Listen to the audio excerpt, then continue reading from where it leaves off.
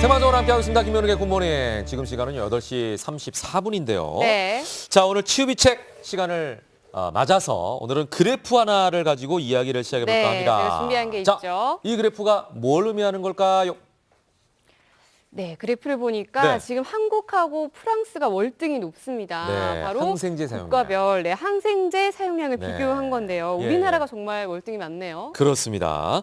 자, 지난해 5월 영국 정부는 항생제 내성에 적절히 대응하지 못하면 네. 2050년에는 전 세계에서 연간 1,000만 명이 내성균으로 사망할 수도 있다라고 보고서를 발표했는데 그런 네. 만큼 약 내성에 대한 공포감이 확산되고 있다는 거죠. 네, 그렇습니다. 우리 주변 일상생활에서도 양 내성에 쉽게 노출이 될 수 있습니다. 네. 그래서 저희가 오늘 준비했습니다. 이승남 가정의학과 전문의 그리고 송영섭 한의사 나와주셨습니다. 어서 오십시오. 네, 안녕하세요. 네, 그리고 오늘 방송인 유대산 씨도 나오셨네요. 반갑습니다. 안녕하세요. 네. 자, 감기약이나 진통제 같은 약 우리가 이제 많이 먹는 경우가 있는데 유대한 씨도 많이 먹죠? 그렇죠. 특히 요즘에 낮에는 더운데 네. 밤에 또 쌀쌀해서 춥잖아요. 사실 저 이제 방송하다 보면 조금 감기 증상이 있어도 바로 저는 약을 먹거든요. 그렇죠. 저 같은 경우도 감기 걸리면은 기침하게 되면 굉장히 불편하니까. 사실 진짜로 저는 오늘 지금 여기 감기약 제가 먹는 네, 거 네. 가져 나왔어요. 아이고. 근데 끝나고 바로 먹어야 돼가지고 네, 이런 사람 위험한 사람이에요. 네, 그거 저 예. 한참 전에 지은 건데 저랑 똑같은 짓 하는 거거든요. 집에 놔뒀다가 이게 막 지적지적 찾아가지고 먹는 사람. 어쨌거나 이게 네. 때에 따라서 감기가 다를 수도 있는데. 네. 맞습니다. 예. 네, 아무튼 내성 네. 왜 생기는 건가요? 내성은 이제 크게 두 가지로 볼 수 있어요. 첫 번째는 일부 병원에서 그 무분별하게 처방하는 경우가 있어요. 네. 그래서 감기라든지 우리가 작년 같은 경우에는 네. 바이러스 같은 경우가 거의 대부분인데 네. 이때 항생제를 듣게 되면은 쓸데없이 항생 먹는 경우가 한 가지가 있고요. 또 한 가지 환자가 복용을 잘못하는 경우가 있어요. 무슨 얘기냐? 항생제를 갖다 예를 들어서 우리가 그 방광염이 걸리면은 네. 한 일주일 정도 드셔야 되는데 네. 한 3, 4일 먹다 보면 괜찮은 것 같아? 네, 맞아요. 근데 안 먹는 거예요. 네. 사실 나머지를 그게 네. 왜 네. 문제가 되느냐? 최정 씨, 항생제를 어떻게 만드는지 아세요? 모르죠. 저는. 모르죠. 모르죠.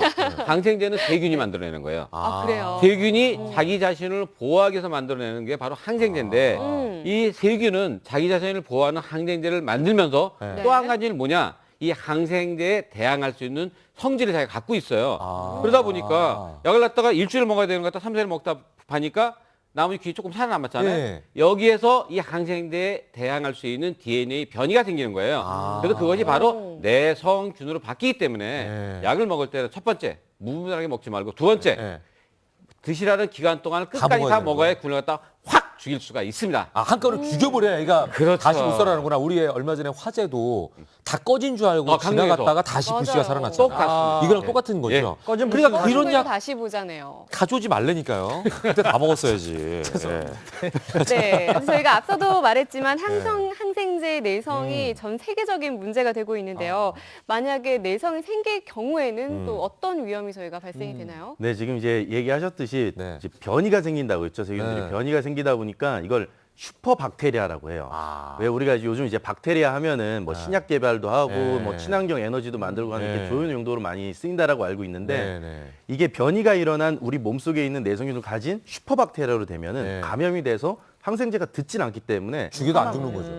예. 걔가 안 죽는 거죠. 그렇죠. 그게. 예. 그래서 매년 WHO에서 발표한 결과 매년 한 70만 명 정도가 이 슈퍼박테리아로 인해서 사망을 한다라고 얘기하고 아까 말씀하셨듯이 영국 정부에서는 2050년까지 무려 1,000만 명이 이 슈퍼박테리아로 인해서 사망할 거라고 합니다. 그러니까 네. 이게 얼마나 큰 문제냐면은 콜린스틴이라고 있어요. 이게 이제 항생제 중에서 굉장히 강한 항생제인데 네. 네. 이게 신장 독성을 일으키기 때문에 요즘 이렇게 사용을 많이 안 하는데 네, 네. 항생제가 요즘 잘 듣지 않다 보니까 이 네. 슈퍼박테리아를 죽이기 위해서 이렇게 강한 항생제를 써도 아. 죽지 않는 경우들이 나타나고 예. 있는 거거든요. 예. 그러니까 요즘 굉장히 우려를 해야 되고 신경을 많이 쓰셔야 됩니다. 네, 네. 아니 근데 뭐 아까 이승남 원장님께서도 말씀하셨지만 네. 이게 확실하게 제압할 수 있을 때일 먹을 만큼 딱 먹어라 얘기하셨거든요. 근데 네.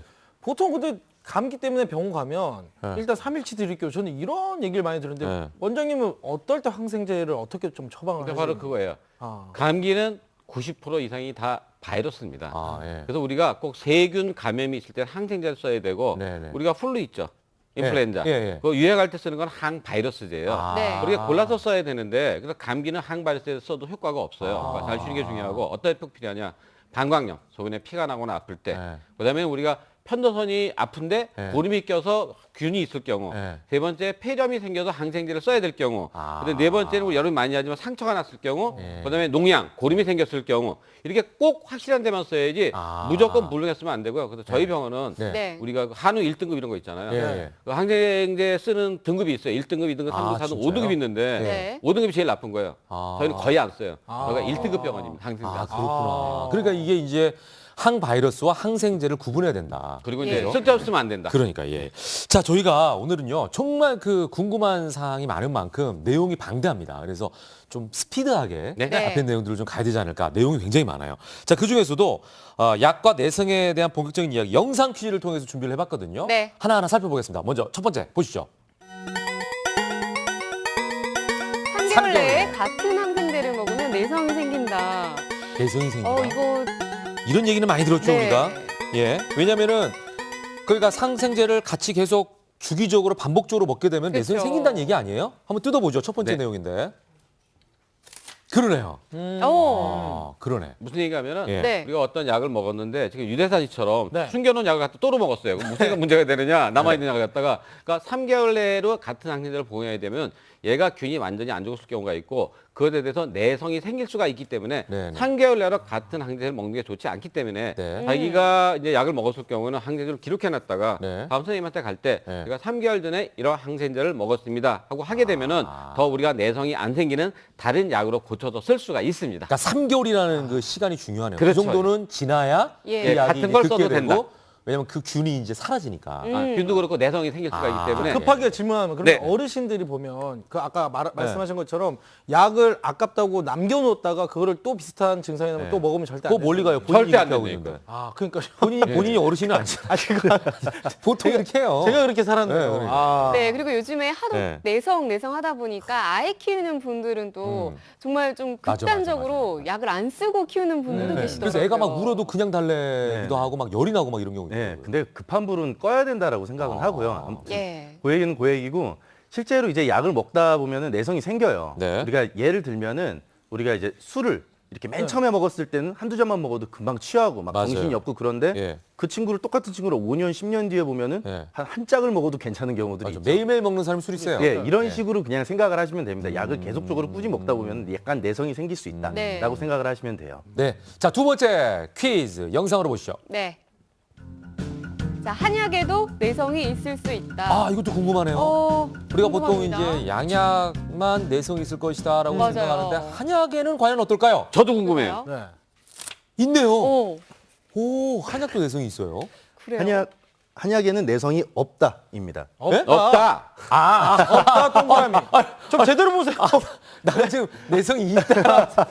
아, 네, 야, 이거 한약에는 이게 큰일 날 뻔했네. 네, 한약에는 내성이 네. 없습니다. 근데 네네네.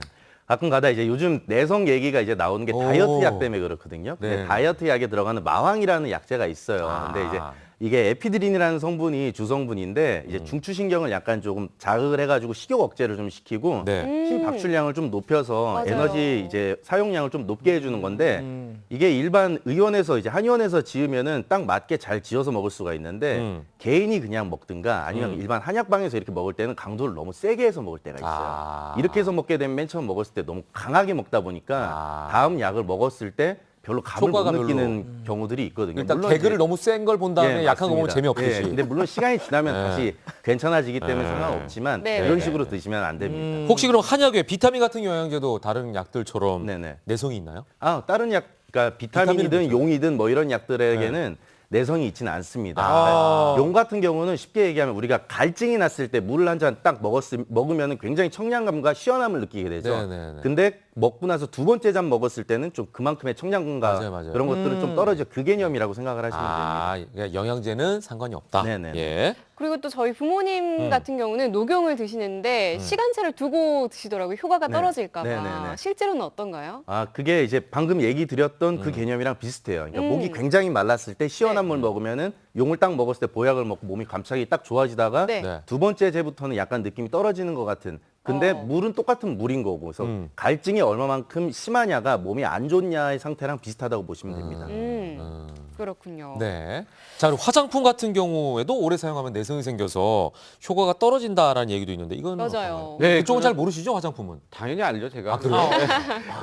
아니, 저 반쪽은 나머지는 제가 피부 미용을 하니까. 근데 왜 그러냐? 네. 그 화장품을 사용했는데 전에 굉장히 좋았는데 나빠졌다. 그거는 왜 그러느냐? 네. 우리가 최혜정 씨, 노화 언제부터 오는지 아세요? 20대부터 그렇죠. 최혜정 씨가 20대 말 그래서 옛날이랑 네. 다른 게 뭐냐면 한 5년 전이나 지금 비교하면 화장하면 화장이 잘 받아요, 안 받아요? 덜 받거든. 어. 맞아요. 그때는 피부의 살짝만 상태가 해도 바뀌는 되는데 네, 왜 네. 그러냐? 아, 이때도 노화 노화가 때문에. 오는데 그때가 지나가면 30대가 되면 우리 피부 탄력해주는 성분이 있어요. 엘라스틴이라든지 콜라겐이 떨어지고 40대가 되게 되면 뭐가 문제되냐? 보습 인자가 없어져요. 그러니까 네. 똑같이 해도 화장이 잘 안 먹는다고 생각합니다. 네. 그렇군요. 네. 근데 우리가 사실 아플 때마다 먹는 약이 두통약, 변비약 맞아, 이런 맞아, 게 맞아, 대표적인데 맞아. 항생제가 자주 아닌 약도 그렇다면 내성이 생길지 궁금해요. 네. 저 같은 경우 지사제도 많이 먹거든요. 네, 그거 이제 저희가 얘기해 드릴 테니 한번 퀴즈를 통해서 알아볼까요? 네, 네. 네. 자, 퀴즈 좋습니다. 자, 여기 세 참는 게 번째. 능사다. 아, 여기랑 관련 있는 거예요, 이 얘기가? 어.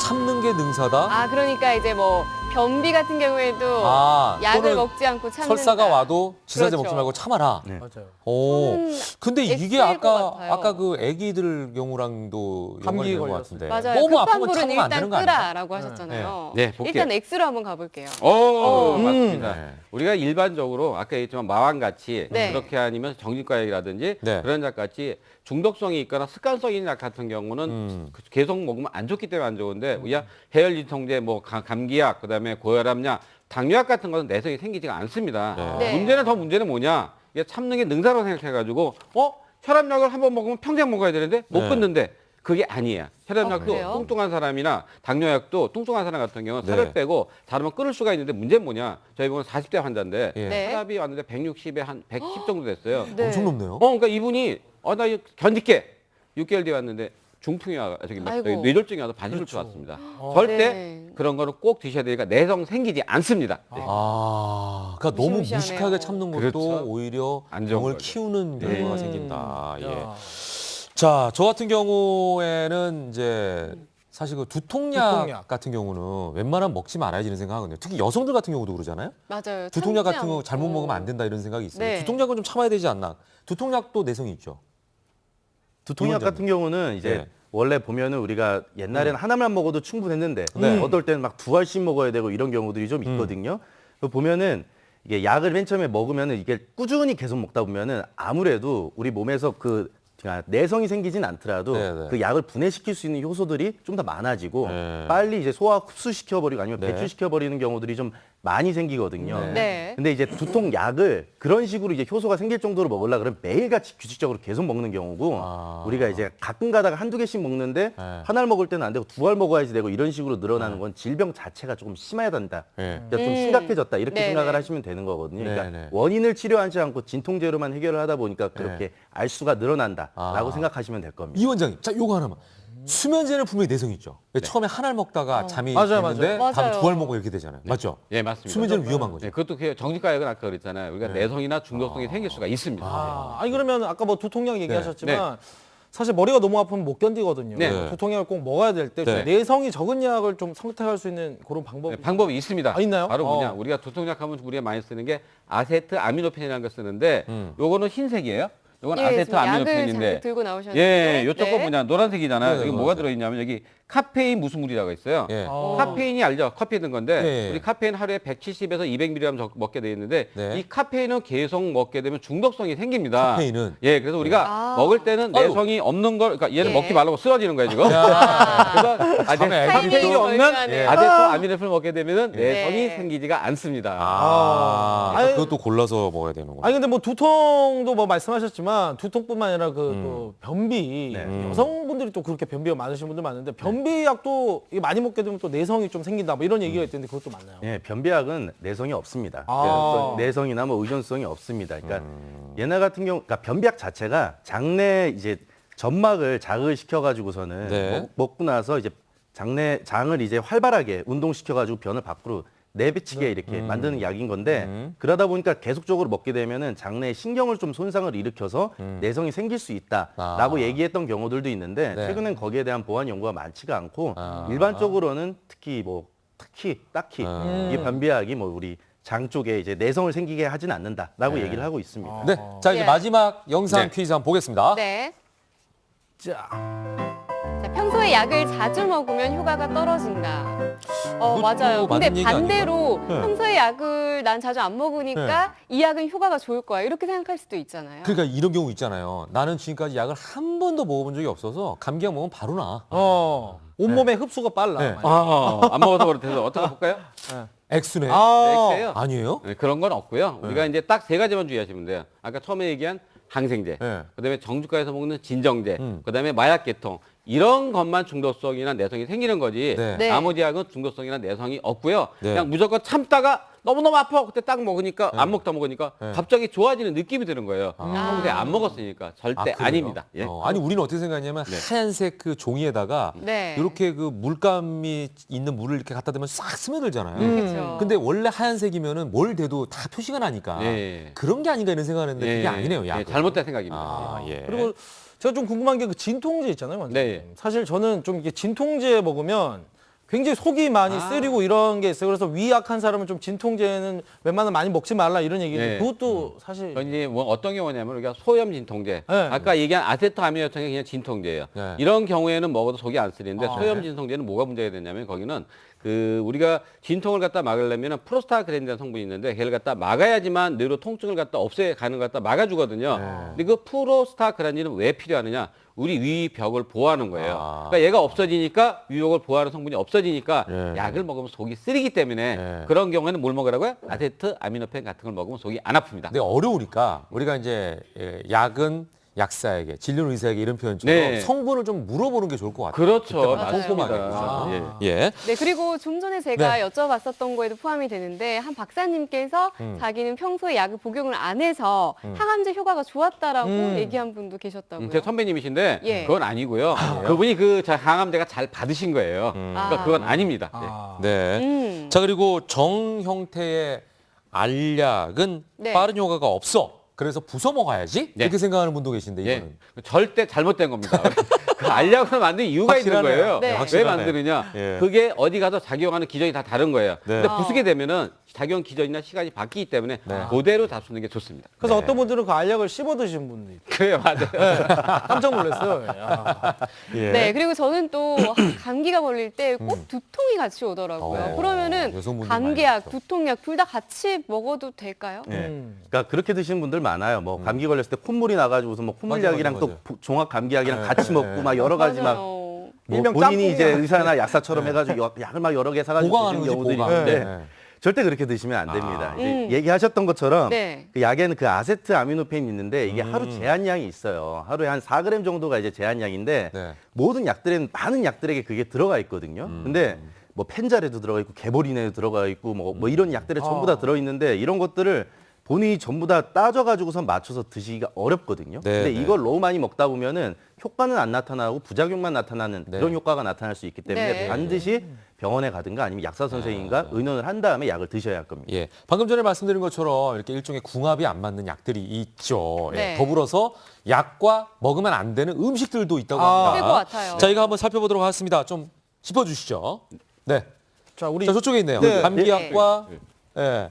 우리 먹으면 안 그만 되는 헤어져. 잘못된 만남. 예. 약과 음식인데요. 먼저 감기약하고는 콜라나 어떤 커피 같은 걸 음식이? 먹으면 안 됩니다. 아. 카페인이 많기 때문에 감기약 들어있는 카페인과 하게 되면은 메스꺼움, 구토 막 그런 생길 수가 있기 때문에 같이 먹으면 안 좋습니다. 감기약과 콜라와 커피는 먹지 말아라. 예. 자, 빈혈약이 준비가 되어 있는데요. 예, 빈혈약 같은 경우는 우리가 철분을 위해서 먹는데 네. 이 녹차에 있는 탄닌이랑 같이 오. 결합이 되게 되면은 네. 이게 배출이 돼 버리기 때문에 녹차랑 어. 빈혈약은 같이 드시지 말았으면 소변으로 네, 네, 네. 예, 그다음에 또 해열제네. 해열제 많이 먹죠. 이제 열을 내리는 예. 약인데. 양배추. 요거는 양배추? 어. 굉장히 예? 재밌어요. 이거 신기한데요? 신기하죠? 예, 예. 대열제는 약을 내리는데 양배추는 왜 안 좋냐? 네. 대열제 성분을 소변으로 빨리빨리 배출해 버리기 때문에 아. 약효가 떨어지고요. 또 한 가지 어. 재밌는 게 천식약 먹는 사람들이 그 석화 불고기를 먹게 되면 또 예. 약효가 떨어집니다. 아, 그렇구나. 야, 그리고 따져야겠네. 마지막 변비약입니다. 네. 변비약은 바로 우유입니다. 우유. 예, 그 이유는 아까 그 알약을 부숴서 먹으면 안 되는 거랑 비슷한데요. 네. 변비약이 이제 장까지 가려면 코팅이 되어 있는데 이 우유의 성분 때문에 이 코팅이 벗겨져서 위장 장애를 오히려 일으킬 수가 있습니다. 네, 자 이런 항생제 내성도 네. 음식으로 줄일 수가 있다고 하는데요. 송영석 원장님께서 준비해 오셨죠? 예. 어떤 음식인가요? 바로 크랜베리입니다. 크랜베리, 어. 배를 네. 주네요. 크랜베리는 우리가 이제 많이 알고 있죠. 폴리페놀 들어있어서 예. 항산화 작용도 많이 하고 항염증 작용 이런 것들을 많이 한다라고 많이 알고 있는데 네네네. 그러다 보니까 우리가 뭐 질병이 걸리지 않고 감염이 되질 않으니까 네. 항생제 내성이 될 필요도 없고 또 많이 쓸 필요가 없기 때문에 네. 이 크랜베리를 먹으면은 항생제 내성에 큰 도움이 되고 무기가 될 수 있다라고 예. 얘기를 했습니다. 맞아요. 네. 지금 판넬에도 지금 준비가 되어 있는데 네. 보신 것처럼 네네. 네, 맞습니다. 이렇게 크랜베리가 예. 좋은데 야. 진통제 내성 이건 뭔가요?